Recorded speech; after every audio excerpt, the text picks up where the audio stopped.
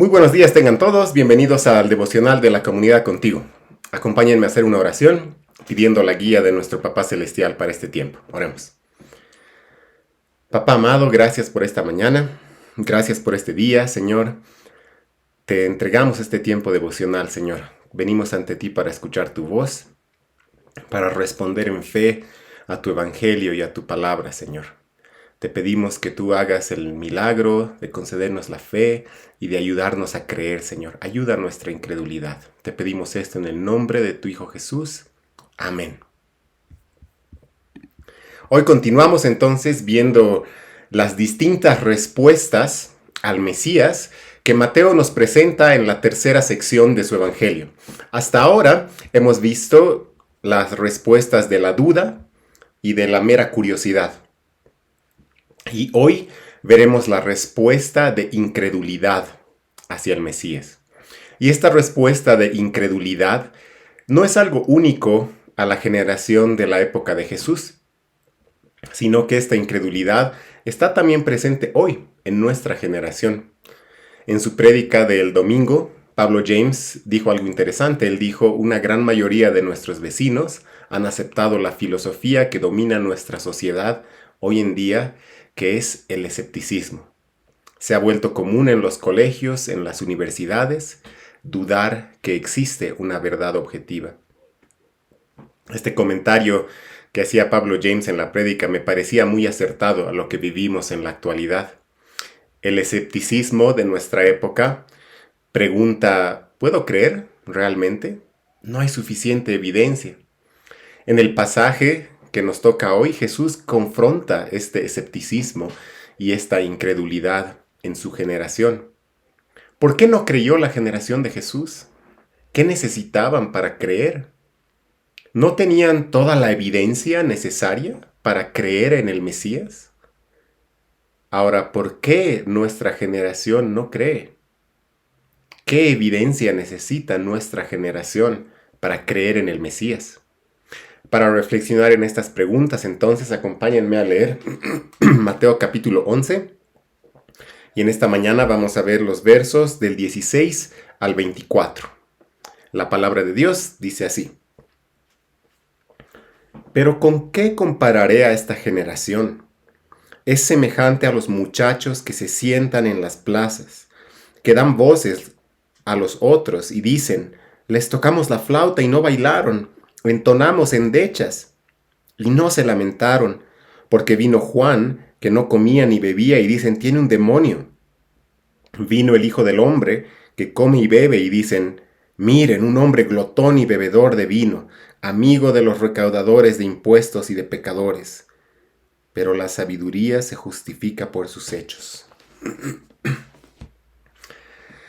Jesús compara a su generación con niños caprichosos que se sientan en las plazas diciendo: les tocamos flauta y no bailaron, entonamos endechas y no se lamentaron.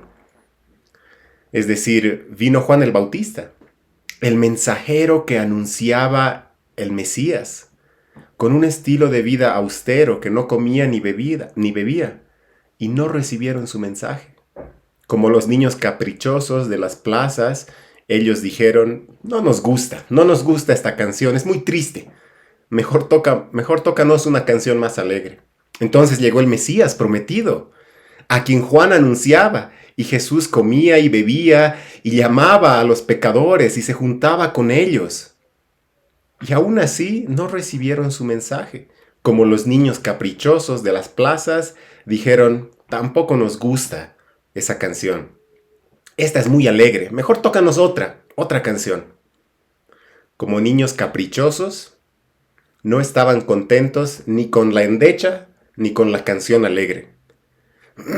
¿Qué es lo que querían? ¿Qué es lo que quieren? ¿Qué es lo que necesitaban para recibir al Mesías y para creer en él?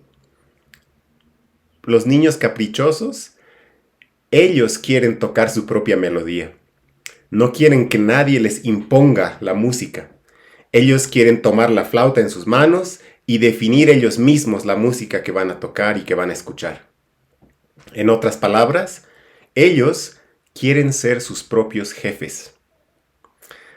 Su incredulidad tenía raíces en su sentido de autosuficiencia y autonomía. ¿No nos suena esto familiar? ¿Creen que en nuestra generación mucha de la incredulidad está enraizada en un sentido de autosuficiencia y autonomía? Yo creo que sí. Personas de nuestra generación no quieren creer en el Mesías, en Jesús, porque no quieren renunciar a su autonomía, porque quieren ser ellos quienes estén tocando la flauta y quieren ser ellos quienes decidan qué canción tocar. No quieren que sea Dios quien decida por ellos. Ahora, tal vez algunos objeten y digan, si me muestras la evidencia, yo voy a creer y voy a renunciar a mi autonomía. ¿En serio?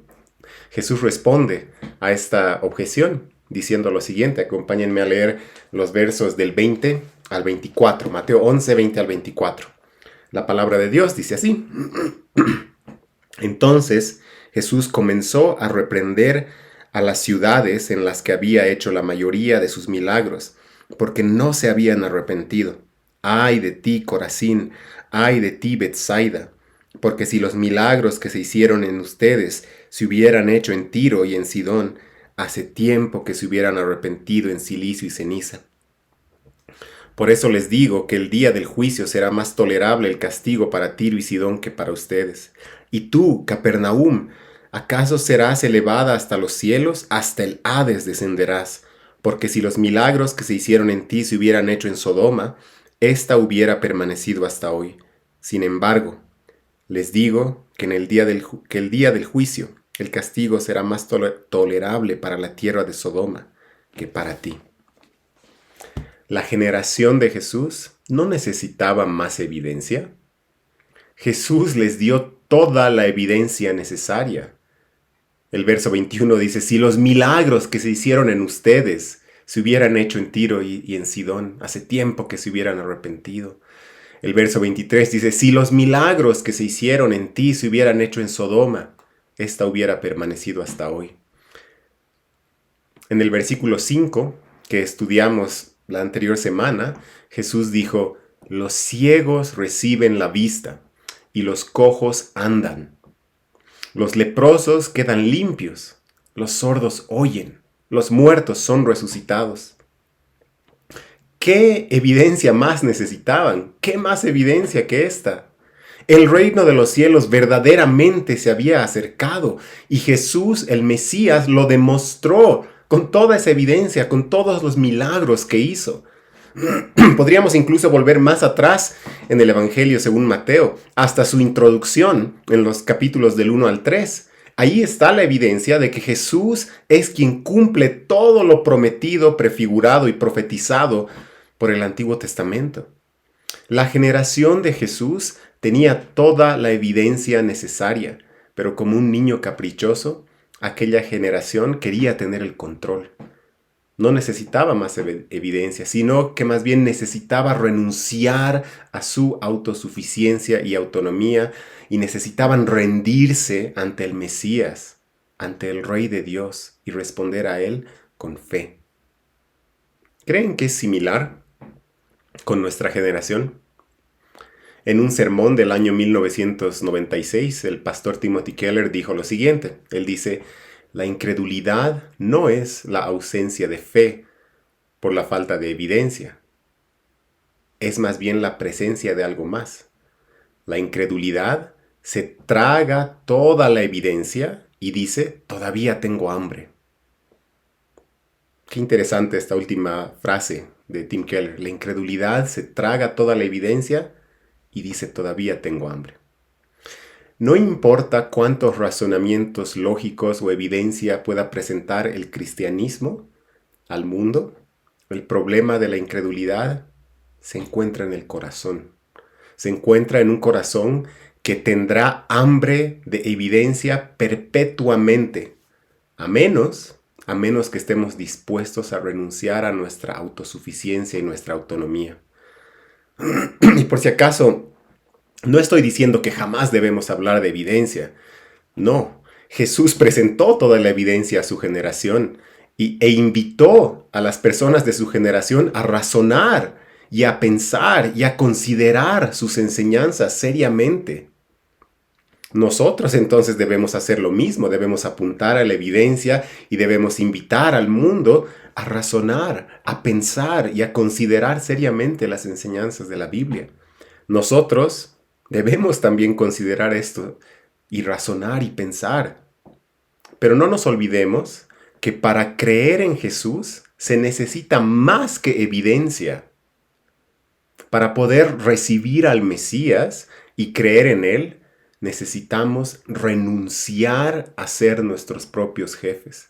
Necesitamos renunciar al control que queremos tener sobre nuestras vidas. Necesitamos reconocer que el Mesías vivió una vida perfecta que nosotros no podemos vivir, que murió en la cruz llevando el castigo por nuestros pecados y que resucitó venciendo a la muerte y ahora nos ofrece vida eterna gratuitamente. Y necesitamos reconocer que el Mesías ascendió a los cielos y volverá por nosotros los que creemos en Él y juzgará a la humanidad. Creer en esto implica renunciar al yo, implica negarse a uno mismo, implica rendirse y someterse completamente ante el Mesías, permitiendo que sea Él quien gobierne nuestra vida y no nosotros. Vamos a terminar aquí orando. Papá Celestial, te damos gracias por lo claro que es tu palabra, porque esta nos muestra a Jesús, el Mesías, tal y como tú lo has revelado, tal y como Él es. El Mesías que vivió una vida perfecta, que murió en la cruz, pagando por nuestros pecados, que resucitó, ascendió a los cielos y volverá. Ayúdanos a responder a estas verdades en fe y a creer en Jesús de todo corazón, renunciando a nuestra autosuficiencia. Te pedimos que tú nos concedas esto y que tú concedas esto a las personas que están luchando ahora con la duda y la incredulidad. Te pido que tú abras sus corazones para que ellos puedan acudir a ti en fe y arrepentimiento. Te pedimos esto en el nombre de tu Hijo Jesús. Amén. Hermanos y hermanas, que tengan un muy buen día. Que el Señor los bendiga.